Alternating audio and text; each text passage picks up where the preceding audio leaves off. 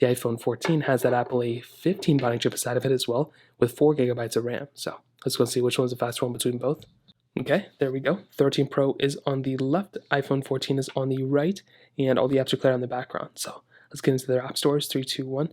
Now I'm hoping there's no pop-ups, which there's been tons of. So you can see there were no pop-ups here, which is really good to see. Scrolling through, I mean, honestly, I can't really tell the promotion display too much, but the 60 hertz on the iPhone 14 is still actually pretty good. Now scrolling back up, I want to go and click on one of these random panels up here. So let's click this one.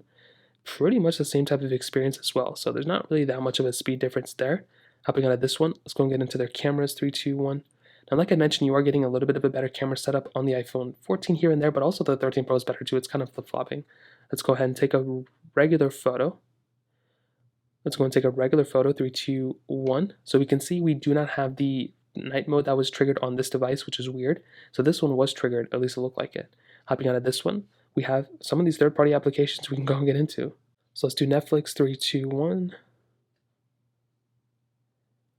And about the same thing, not really that big of a difference there. Let's do Temple Run 2, 3, 2, 1.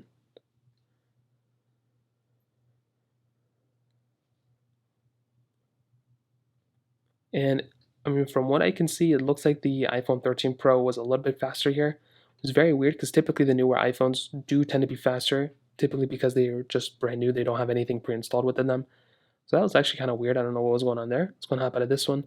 Let's go and get into Snake Force Blocks. 3, 2, 1. Okay, the iPhone 13 Pro looked to be a little bit faster there, but they were still very, very close. Let's try the Mail application. 3, 2, 1. Okay, about the same thing. Let's go and try iMovie. 3, 2, 1. Okay. Now this one we just have opened up for the first time on this device, so I can understand why it would have probably given us a different type of panel. We can try Garageband. 3, 2, 1. Now I've used Garageband on here before, but they both kind of open up at the same time. We just had 2 different panels, so we'll kind of give that one, kind of a little bit of an edge. Now that kind of covers up most of the applications I had that were similar between both.